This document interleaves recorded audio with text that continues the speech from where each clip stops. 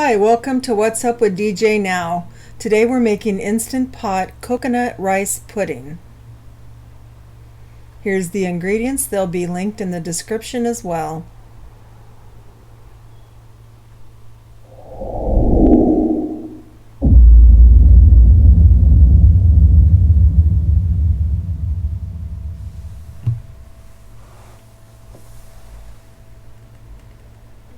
Okay, now let's go ahead and get started.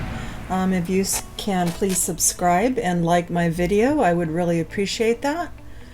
Okay, we're going to get started with adding 1 cup of rice, which has been rinsed in water. This is a white long grain rice. You can use other types of rice, but this is the one I always use, so I can't vouch for how the other rices will turn out, but this is just a basic general long grain white rice that's been rinsed.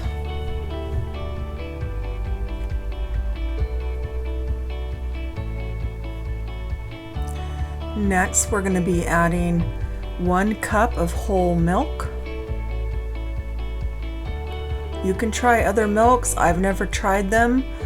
So you'll have to let me know how they turn out.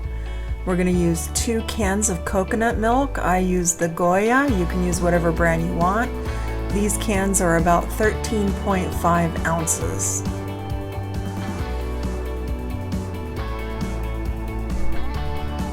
Have you guys used other coconut milk? If you have, hit me up in the comments and let me know what other types of coconut milks are really good. I've only used Goya for right now,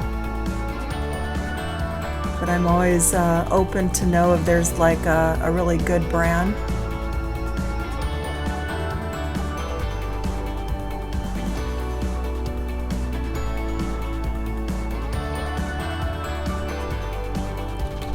Next, we're going to be putting in 1 cup of water.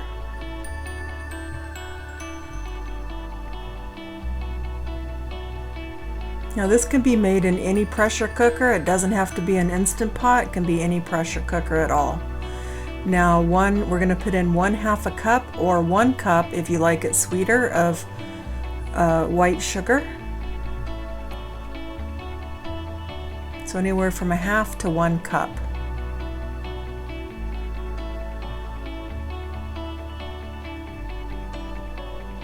Next, we're going to put in 2 teaspoons of vanilla extract.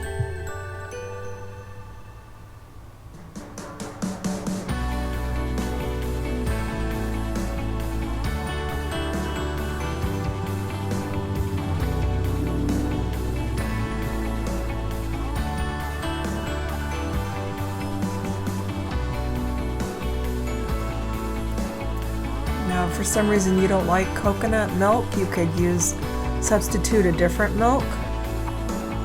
Now we're going to go ahead and stir this all together.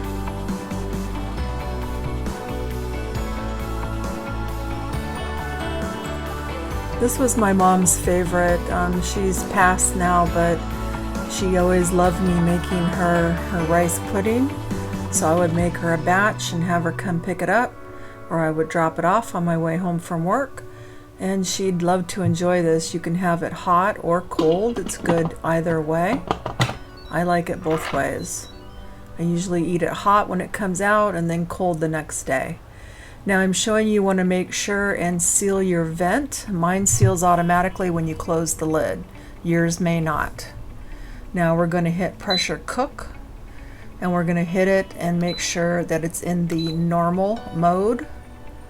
So you hit it till it says normal, and then we're going to set this for 15 minutes.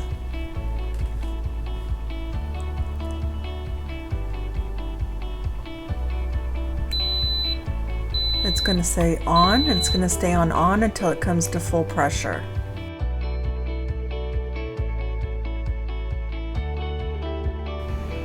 Okay, now we're coming and we're going to release the pressure that's left after the 10 minutes of the natural release. And we're going to open this up slowly because it's hot.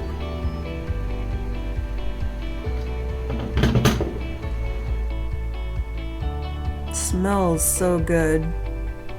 Okay, now we're going to give this a stir. It's going to seem kind of stuck together and mushy a little bit till you start stirring it and getting it all incorporated in the fluids. That pan's just spinning away, isn't it? I needed to get something to hold that down so I could stir it a little better. Okay, we're going to stir that up. Like I said, it'll smooth out as you stir it. Now I'm going to add cinnamon, 2 teaspoons. This is completely optional. If you don't like cinnamon, don't put cinnamon. It's very good with cinnamon, so I put 2 teaspoons. You could put less by putting 1, whatever you feel that you want. Some people also at this point like to add in some raisins maybe. That's up to you, your choice.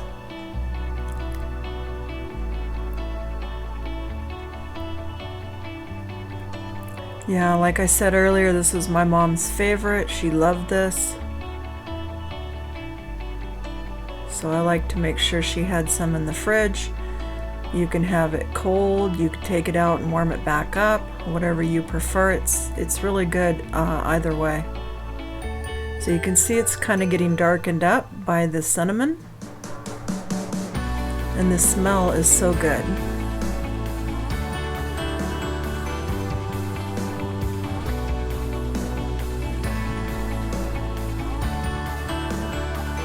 And it's going to get a little firmer as it, cools down.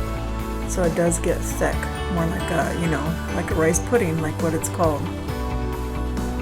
Now here's some close-ups. I'm going to show you what it looks like up close with all those cinnamon flecks in it.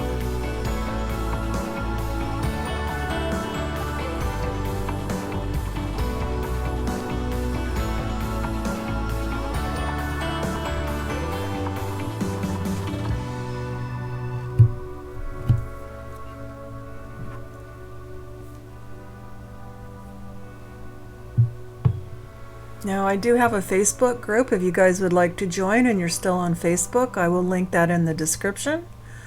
Now let's go ahead and get this put in these little containers I have. These little containers are those little ones you can buy in the store. Each one of these holds about 2 cups. So what I do is I just portion it out into 4 different ones because this recipe makes about 8 cups total. So I just portion it out in each of these little containers because like I said, each one of these holds about 2 cups. Now look at that cinnamon. Doesn't that look good? It smells so good. I couldn't wait to try it. So here's some pictures. Like I said, just portion it out if you'd like, or put it in a big bowl, stick it in the fridge, or whatever you want to do. I thank you for watching my video. I hope that you will subscribe and please like this video to help my channel. And you all have a great day. Thanks for watching. Bye-bye.